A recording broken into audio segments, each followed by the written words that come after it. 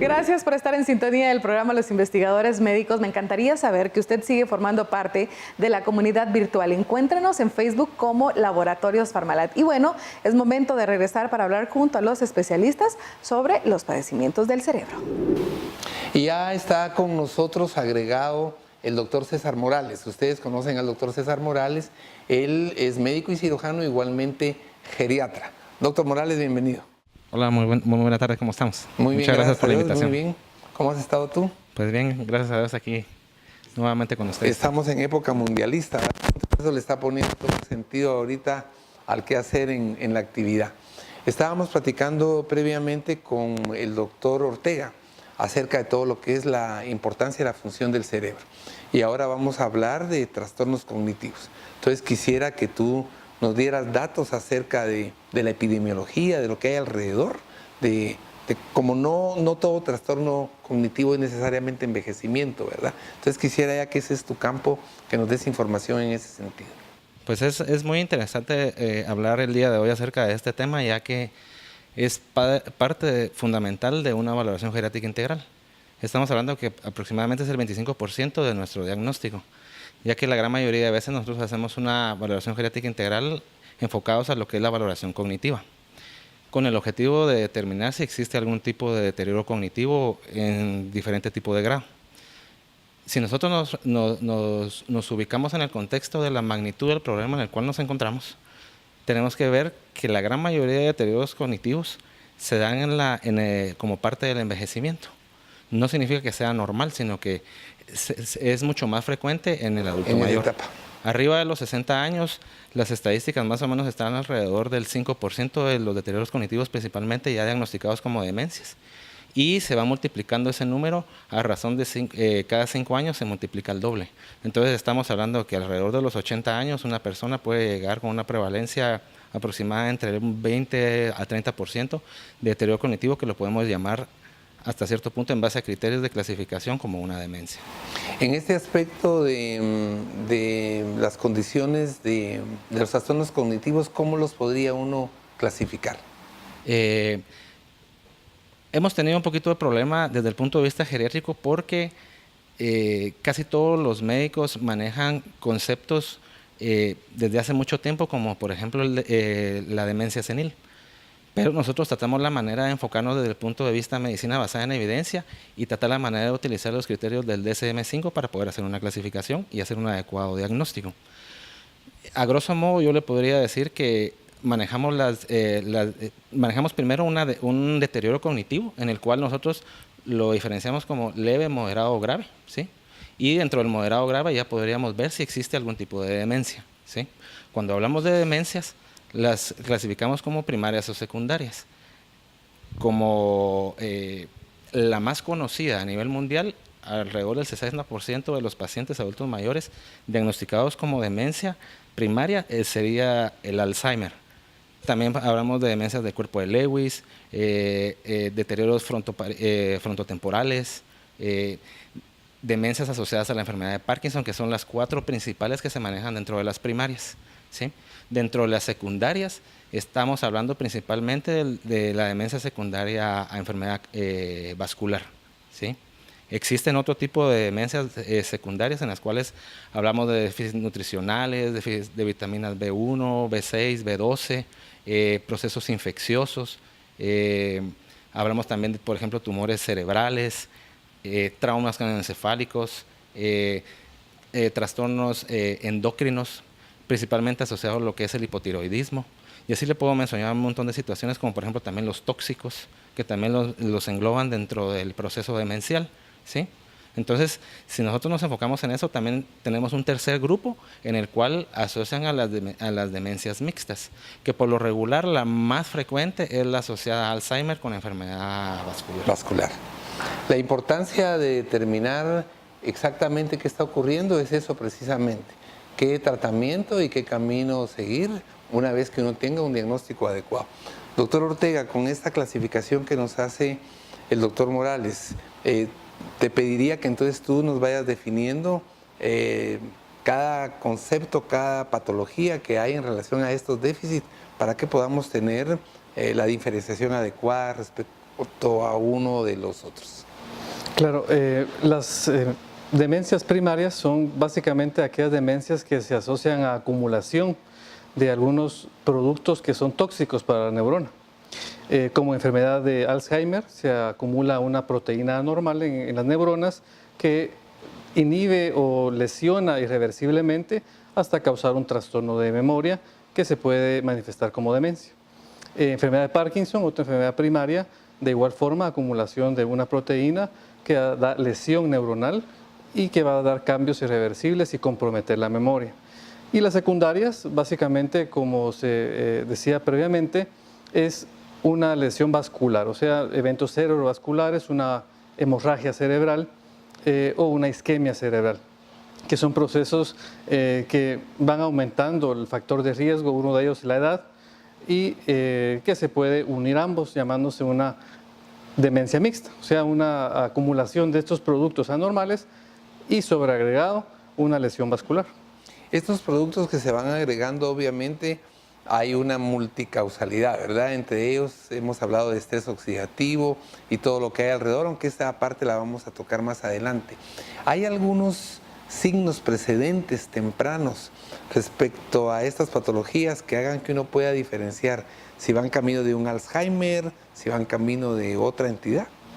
Sí, el principal factor que uno evalúa es una carga genética, o sea, el factor hereditario.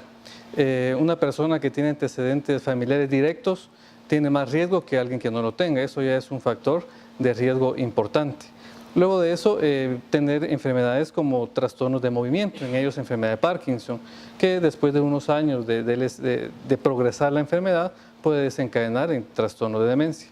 Y problemas vasculares, que el factor de riesgo es la obesidad, falta de ejercicio, consumo de tabaco y otros tóxicos que van a aumentar el factor de riesgo de padecer una lesión cerebral vascular. Entonces, la acumulación de estos dos factores de riesgo sobreagregados causan mayor riesgo de demencia. Cuando hablábamos de la parte de esta clínica, de nuevo hay algunos signos o algo tempranos que cuando las personas dicen se me empieza a olvidar las cosas, las dejo en un lugar y no me recuerdo, ¿hay alguna forma de determinar si algo empieza a dar evidencias o signos tempranos de que una condición de este tipo se va a instalar? Pues lo que nosotros más frecuentemente observamos en la práctica clínica es cuando un paciente, en el caso de geriatría, llegan acompañados de un familiar. Pero uno tiene que observar algo bien puntual, que muchas veces el paciente me va a decir a mí que a él se le están olvidando las cosas. Y es muy diferente que el familiar me diga a mí que al paciente se le están olvidando las cosas. Entonces, cuando usted comienza con un deterioro cognitivo moderado severo, usted no se va a dar cuenta cuando usted está perdiendo todas esas funciones elementales, ¿sí? Entonces, como cosas tan sencillas como esas son con las que nosotros nos podemos iniciar y podemos tener una idea de cómo es que está esta persona. Por ahí leía yo una frase muy interesante que era cómo darnos cuenta de qué empieza a ocurrir con nosotros. En el aspecto del ejercicio, estamos ahora de nuevo reforzando la idea de lo multidisciplinario, pero me llama la atención en la especialidad de ambos. ¿Qué ocurre cuando se conjunta tu evaluación y luego viene la parte del neurólogo? ¿Cómo te apoyas en ese sentido con esa otra disciplina? Pues hablando específicamente de la valoración cognitiva del adulto mayor, y que en la gran mayoría de veces vamos a encontrar adultos mayores, tenemos que hacer un screening bien exacto de la evaluación cognitiva. Yo como médico que evalúa adultos mayores, dentro de la valoración cuádruple dinámica que tengo, es valorar esta esfera principalmente por medio de escalas, en las cuales yo realizo un screening donde yo detecto si existe algún tipo de deterioro cognitivo leve, moderado o severo, ¿sí? Y en relación al resultado que yo obtenga en base a escalas, trato la manera de trabajar de una forma multidisciplinaria, en el cual ya incluimos a otras especialidades desde el punto de vista médico, pero no solo a los médicos, sino que también a otro equipo de salud para que se vea mucho más involucrado, ya que los pacientes no solo va a ser el deterioro cognitivo que va aislados, sino que también vienen trastornos psicogeriátricos, los pacientes muchas veces van a tener depresión, van a tener ansiedad, ya vienen los trastornos funcionales puramente del adulto mayor, que secundarios a un deterioro cognitivo, ya realizan de una manera inadecuada las actividades básicas o instrumentales de la vida diaria, ¿sí? Entonces, como parte del equipo multidisciplinario, al usted detectar un problema, inmediatamente tiene que hacer una interconsulta con un neurólogo para tener un abordaje mucho más especializado. ¿Cómo es la parte de la práctica, doctor Ortega, en relación a esta entidad aquí en Guatemala, en tu práctica clínica? ¿Qué es lo que tú tienes como semblanza de esta condición? En Guatemala vemos que la edad es uno de los factores, no el único, importante en esto. Básicamente lo que vemos es mientras aumenta el grupo etario, la edad en los pacientes, aumenta el factor de riesgo para ellos. Importantísimo que estemos atentos y como siempre la vuelta a la consulta adecuada. Fabuloso estar con personas, médicos formados, jóvenes, entusiastas que hoy nos pueden dar todo ese tipo de información. En el siguiente segmento vamos a pasar ya a hablar de lo que implica el impacto de tener esta condición en la persona que lo tiene, en sus íntimos cercanos, en la familia, en la sociedad. Continúe con nosotros. Dato importante: un trastorno cognitivo es una afección mental que interfiere en las funciones cognitivas, principalmente la memoria, la percepción y la resolución de problemas. Los trastornos cognitivos más directos incluyen a la amnesia y la demencia. Otros incluyen trastornos de ansiedad, tales como las fobias, los pánicos, el trastorno obsesivo-compulsivo, el trastorno de ansiedad generalizado o el trastorno por estrés postraumático. Los trastornos del estado de ánimo, como la depresión y el trastorno bipolar, son igualmente trastornos cognitivos. Asimismo, los trastornos psicóticos, como la esquizofrenia, y los trastornos delirantes son clasificados como trastornos mentales cognitivos. Tanto usted como yo sabemos que para mantener nuestro cerebro sano se necesitan algunas recomendaciones y pasos, y es lo que ahora comparto con ustedes a través de nuestro tip de salud. Con el paso de los años, todos los órganos del cuerpo se van deteriorando y van perdiendo su capacidad para desempeñar todas sus funciones de forma óptima. En vista de esto, muchas personas están adoptando hábitos para mantenerse en forma y prevenir que a largo plazo su calidad de vida desmejore. Esto aplica también al cerebro. Tener un buen funcionamiento cerebral y cognitivo a pesar del paso de los años es algo que se puede lograr con la adopción de buenas costumbres y ejercicios. Por ello, en esta ocasión, vamos a compartir 5 consejos que puedes aplicar para mantener este importante órgano en forma. 1. Realiza actividad física con regularidad. El ejercicio físico fortalece las células cerebrales, las conexiones entre ellas y, de hecho, se cree que podría estimular la creación de nuevas células nerviosas. Hay pruebas que demuestran que el cerebro se beneficia hasta con la actividad física de bajo impacto, en especial cuando se combina con una dieta sana, actividad mental e interacción social. 2. Alimentación saludable. Una mala alimentación conduce a sufrir de colesterol alto y otros problemas cardiovasculares, que incrementan el riesgo de sufrir un daño cerebral. Una dieta baja en grasas y colesterol, basada en vegetales, verduras verdes, frutas y cereales, ayuda a proteger las células cerebrales. 3. Más interacción social. Las relaciones sociales forman parte de la vida de toda persona, desde su infancia, y cumplen un papel determinante en el desarrollo cognitivo. Mantener conexiones con otras personas, participar de actividades culturales o practicar algún deporte grupal podría tener un efecto protector contra la demencia. 4. Dormir bien. Todas las noches, al descansar el cuerpo, el cerebro se mantiene activo desempeñando funciones que durante el día le son imposibles de realizar. En este tiempo, se consolida la memoria de las experiencias y nuevos conocimientos adquiridos durante el día, y se elimina todo aquello que es inservible.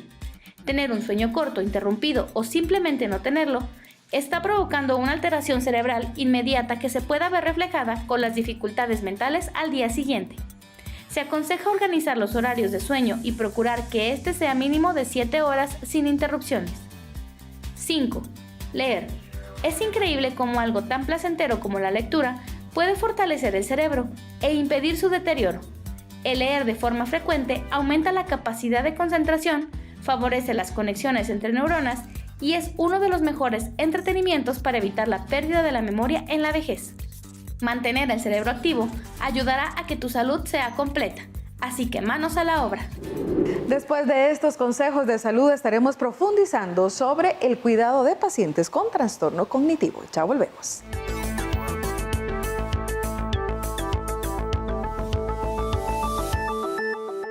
Lo más importante es su salud. Por eso, ante cualquier cambio, síntoma, dolor o manifestación, recuerde consultar a su médico. El tratamiento adecuado puede salvar su vida. La prevención hace la diferencia.